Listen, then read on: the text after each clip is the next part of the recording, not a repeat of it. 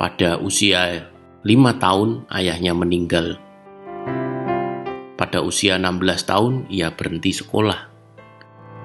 Pada usia 17 tahun dia kehilangan pekerjaan.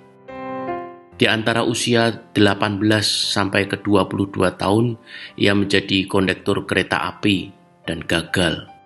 Setelah itu ia mencoba bergabung dengan tentara dan ternyata gagal juga.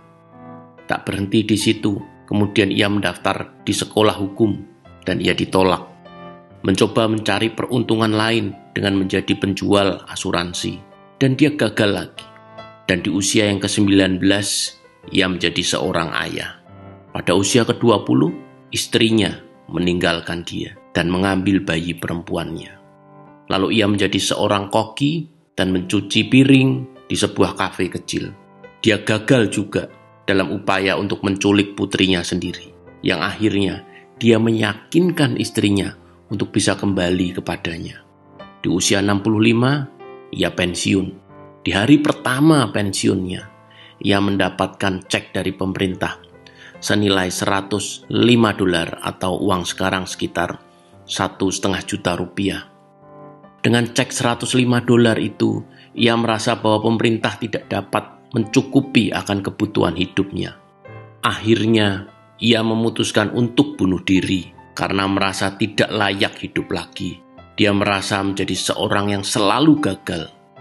Dia duduk di bawah pohon, menulis niatnya untuk bunuh diri. Tapi akhirnya, dia mengurungkan niat itu. Dan sebaliknya, ia menulis sebuah resep masakan. Di sisa usianya yang sudah senja, ia masih punya kesempatan dan keahlian, yaitu memasak. Singkat cerita, ia meminjam $87 kepada temannya untuk membuat ayam goreng.